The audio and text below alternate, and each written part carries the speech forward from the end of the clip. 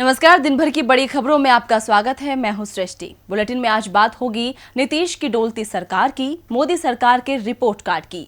जानेंगे कि अखिलेश यादव क्यों हुए योगी सरकार से नाराज। साथ ही बात होगी शिवराज पर सिंधिया के दबाव की और बुलेटिन के आखिर में बात लोन मोरेटोरियम पर सुप्रीम कोर्ट की फटकार की। लेकिन उससे पहले एक नजर सुर्खियों पर।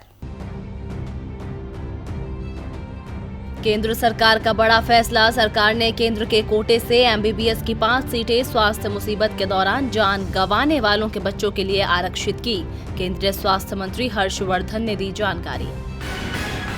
आज से शीतकाल के लिए बंद हुए बद्रीनाथ धाम के कपाट। 3:35 पर विधि विधान के साथ बंद हुए मंदिर के पट। करीब 5000 श्रद्धालुओं ने किए दर्शन। बुलेट ट्रेन परियोजना के लिए एल&टी को मिला कॉन्ट्रैक्ट। मुंबई अहमदाबाद के एक हिस्से के निर्माण के लिए 7000 करोड़ रुपए से ज्यादा का मिला मेगा कॉन्ट्रैक्ट। और गिरावट के साथ बंद हुआ शेयर बाजार। सेंसेक्स 580 अंक और निफ्टी 166 अंक की गिरावट के साथ हुआ बंद। सुर्खियों के बाद अब बात आज की सबसे बड़ी खबर की। बिहार में मुख्यमंत्री नीतीश कुमार के नेतृत्व में नई सरकार बन गई है, लेकिन विवादों से दामन अब भी नहीं छूट रहा है।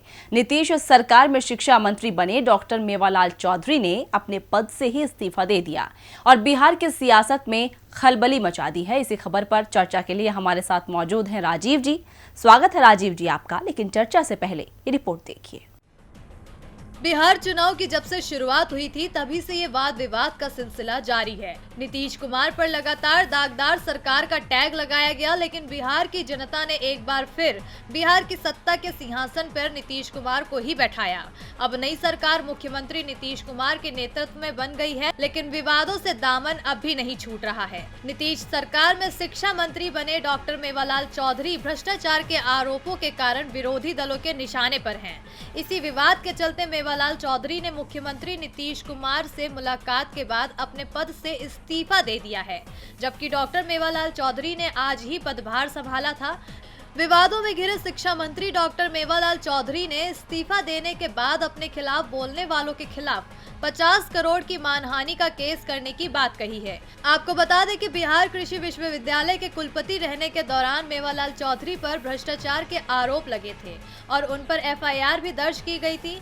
इसके बाद जनता दल यूनाइटेड से उन्हें निलंबित कर दिया गया था। यही वजह है कि विपक्ष लगातार नीतीश सरकार को टारगेट पर ले रहा है। लेकिन मेवालाल के इस्तीफे के बाद तो उल्टा जेडीयू प्रवक्ता अजय आलोक ने आरजेडी पर पलटवार किया और कहा कि राबड़ी देवी और तेजस्वी कब इस्तीफा देंगे। इन पर भी भ्रष्टाचार के आरोप हैं, यानी दागदार सरकार दाग धोने के लिए दूसरे पर कीचड़ उछालने से बाज नहीं आ रही है। राजीव जी, बिहार में भले ही नई सरकार का गठन हो गया, लेकिन इस बात से भी मुंह नहीं मोड़ा जा सकता कि चुनाव के दौरान नीतीश कुमार की छवि पूरी तरह से धूमिल हो चुकी है। इसका परिणाम अब आना भी शुरू हो गया है, क्योंकि शिक्षा मंत्री ने कुछ घंटे बाद ही अपने पद से इस्तीफा दे दिया। तो ऐसे में कैसे चल पाएगी नई सरकार? आप क्या कहेंगे कि क्या नीतीश का शासन डोलना शुरू हो गया है? जी सृष्टि, इस बार बिहार चुनाव का परिणाम ऐसा रहा कि बाजी जीतने वाला भी हारा हुआ महसूस कर रहे हैं। यानी नीतीश कुमार मुख्यमंत्री बनने के बाद भी सहज नजर नहीं आ रहे हैं, क्योंकि उनके नेतृत्व में जेडीयू ने अच्छा प्रदर्शन नहीं किया। पूरे चुनाव प्रचार के दौरान वो अपनी उपलब्धियां ठीक से गिना नहीं पाए। या तो राजद शासन की याद लोगों को वो दिलाते रहे या मोदी सरकार के काम बताते रहे। उनके खिलाफ चुनाव में बातें भी खूब हुई, उनके सुशासन पर सवाल भी उठे। एनडीए की जीत के बाद वो मुख्यमंत्री यानी कि नीतीश कुमार मुख्यमंत्री तो बन गए, लेकिन सरकार पर भाजपा ही हावी दिख रही है। महत्वपूर्ण मंत्रालय भाजपा के पास है, ये हम देख रहे हैं। उनके दो मुख्यमंत्री उप मुख्यमंत्री हैं उनके कोटे से। नीतीश कुमार ने शिक्षा मंत्रालय मेवालाल चौधरी को दिया था, जिन पर भ्रष्टाचार के गंभीर आरोप थे, और इसी वजह से उनके शपथ ग्रहण के साथ ही आलोचनाओं की आवाजें आने लगी थीं। सरकार पर भ्रष्टाचार का साथ देने के लिए उंगलियां उठने लगीं। शायद यही कारण है कि 1 बजे मेवालाल चौधरी ने पदभार ग्रहण ग्रहण किया और 3 बजे इस्तीफा दे दिया। इसमें कहीं न कहीं भाजपा की भूमिका नजर आती है सृष्टि, क्योंकि सरकार पर भ्रष्टाचार का कीचड़ उछलेगा तो उनके छींटे भाजपा पर भी पड़ेंगे और अगले कई विधानसभा चुनावों को देखते हुए भाजपा इस तरह का कोई रिस्क इस वक्त लेना नहीं चाहेगी। इसीलिए जिस तरह मेवालाल चौधरी की कैबिनेट से विदाई हुई है, उससे यही समझ में आ रहा है सृष्टि कि नीतीश कुमार भाजपा के दबाव में काम कर रहे हैं। ये दबाव वो कब तक और किस सीमा तक सहते हैं, ये देखने वाली बात होगी।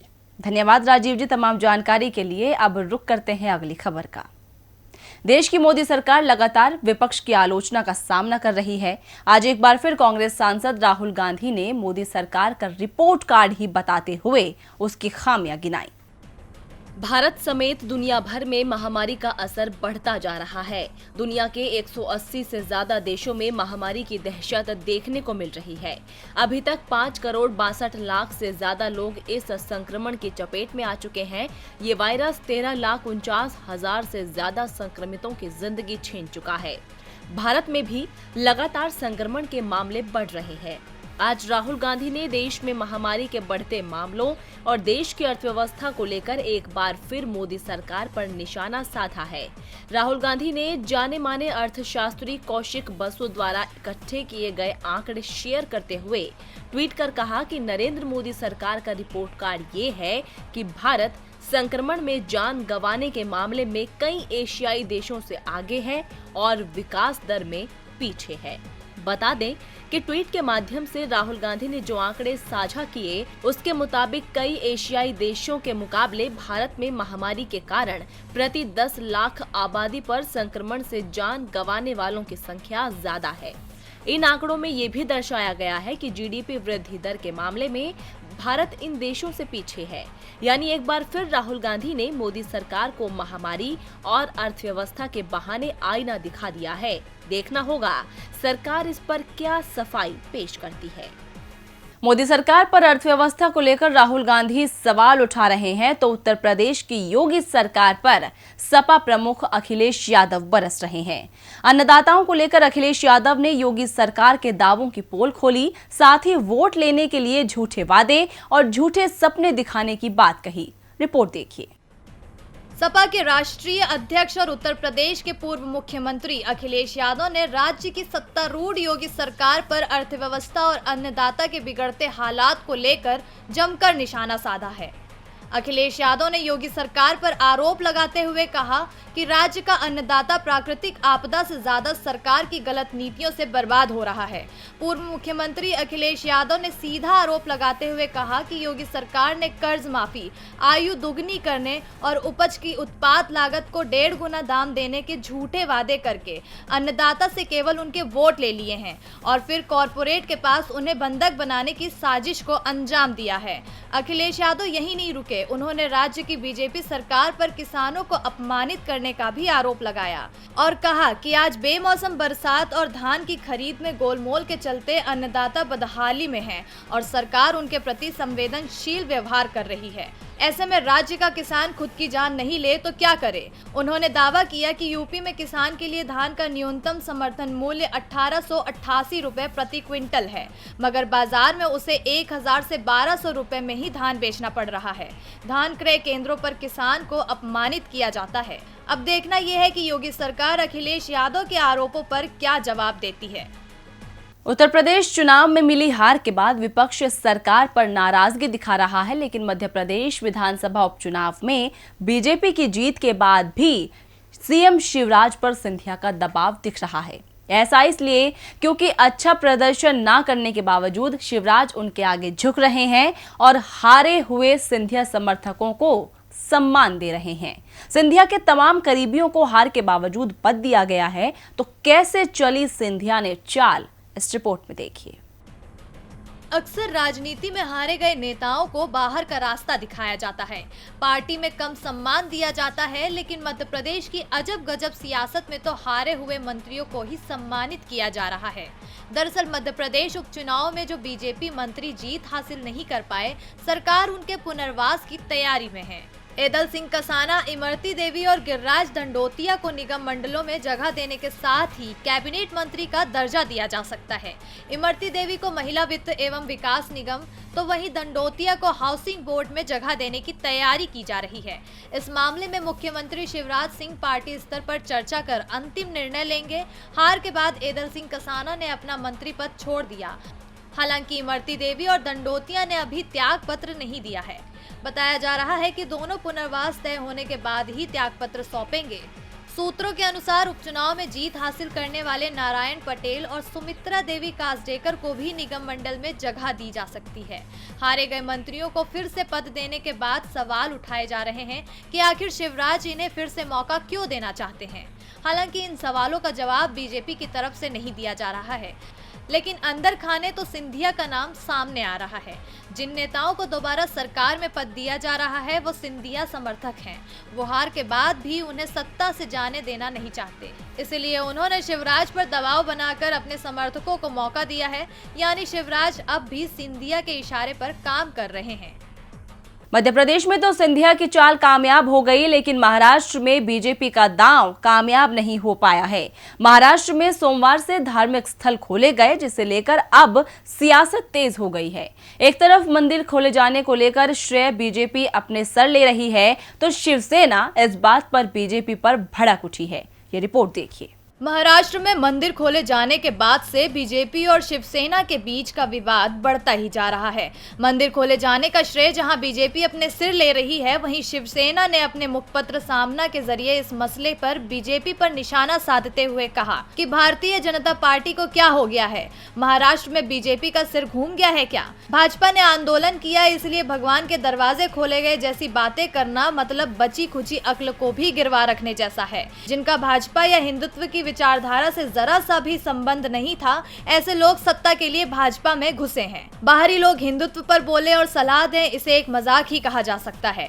इसके साथ ही छठ पूजा के पर्व की अनुमति को लेकर भी राजनीतिक आंदोलन शुरू हो गया है, जिस पर शिवसेना ने कहा कि छठ पूजा के लिए कभी अनुमति नकारी नहीं गई, लेकिन समुद्र किनारे जो प्रचंड जन समुदाय इकट्ठा होता है वो महामारी में उपयुक्त है क्या, इसका भी विचार न करने वाले अपनी बुद्धि गवा बैठे हैं। जहां भाजपा के मुख्यमंत्री नहीं है, वहां वे इस प्रकार के आंदोलन करके लोगों को संकट में डाल रहे हैं। जाहिर है महाराष्ट्र में बीजेपी की सरकार नहीं है, ऐसे में बीजेपी एक भी मौका अपने हाथ से गंवाना नहीं चाहती है, लेकिन इस बार बीजेपी के इस दांव से उस पर ही सवाल खड़े हो गए हैं।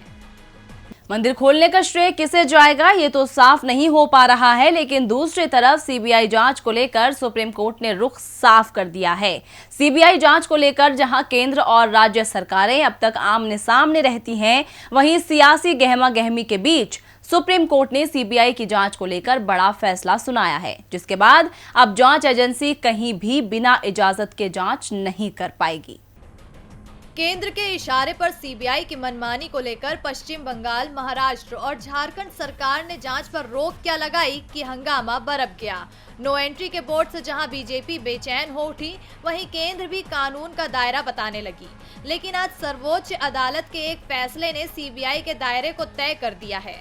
सुप्रीम कोर्ट ने बड़ा फैसला सुनाते हुए कहा है कि अब सीबीआई जांच के लिए संबंधित राज्य से अनुमति लेना अनिवार्य होगा। सुप्रीम कोर्ट ने कहा कि दिल्ली विशेष पुलिस स्थापना अधिनियम में शक्तियों और अधिकार क्षेत्र के लिए सीबीआई के लिए राज्य सरकार की सहमति की आवश्यकता है।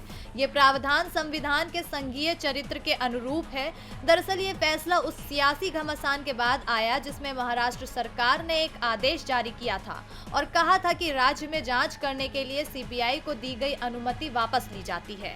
हालांकि जांच की अनुमति महाराष्ट्र सरकार के वापस लेने से जारी छानबीन पर कोई असर नहीं पड़ेगा, लेकिन अगर भविष्य में सीबीआई महाराष्ट्र में किसी नए मामले में जांच पड़ताल करना चाहती है तो उसे राज्य सरकार से इजाजत लेने की जरूरत होगी, जब तक कि अदालत की तरफ से जांच के आदेश नहीं दिए गए हों। इस मामले के बाद सुप्रीम कोर्ट ने अब सीबीआई का दायरा तय कर दिया है। असल में सीबीआई दिल्ली विशेष पुलिस स्थापना अधिनियम 1946 के जरिए शासित होती है।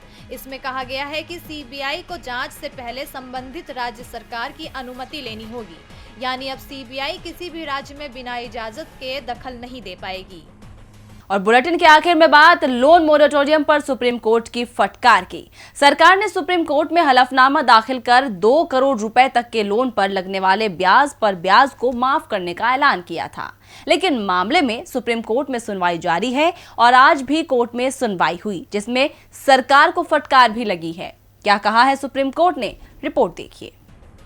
देश में महामारी की दस्तक पर सरकार ने पूर्णबंदी का ऐलान कर दिया तो लोगों के सामने ईएमआई और लोन चुकाने की परेशानी आन खड़ी हुई।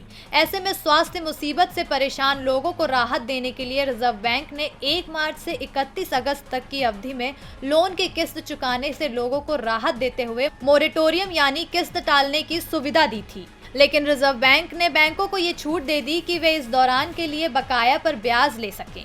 ब्याज वसूली का मतलब था कि बकाया लोन पर ग्राहकों के चक्रवृद्धि ब्याज देना पड़ रहा था। इसके बाद जब लोन मोरेटोरियम चुकाने की बात आई तो मामला सुप्रीम कोर्ट पहुंच गया। कोर्ट में सरकार ने हलफनामा पेश कर कहा था कि सरकार 2 करोड़ रुपए तक के लोन पर लगने वाले ब्याज पर ब्याज को माफ करेगी। सरकार ने 8 तरह के कर्ज पर मोरेटोरियम के दौरान लगे ब्याज पर ब्याज को वापस करने का निर्णय किया था, लेकिन इसकी सुनवाई सुप्रीम कोर्ट में अभी भी जारी है क्योंकि इंडस्ट्री के कई सेक्टर ने ज्यादा राहत की मांग की है। आज कोर्ट ने केंद्र सरकार की उस अधिसूचना पर सवाल उठाए हैं जिसमें क्रेडिट कार्ड धारकों को ब्याज वापसी देने की बात कही गई है। कोर्ट ने कहा है कि क्रेडिट कार्ड धारकों को ब्याज वापसी का फायदा नहीं देना चाहिए था। सुप्रीम कोर्ट ने कहा कि क्रेडिट कार्ड यूजर कोई कर्जधारक नहीं है, उन्होंने कोई लोन नहीं लिया है, इसलिए उन्हें लोन मोरेटोरियम के दौरान लगे ब्याज पर ब्याज को वापस नहीं करना चाहिए था। बता दें कि इससे पहले मामले की सुनवाई अक्टूबर में हुई थी। तो फिलहाल दिन भर की बड़ी खबरों में इतना ही। देखते रहिए टीबी लाइव। नमस्कार।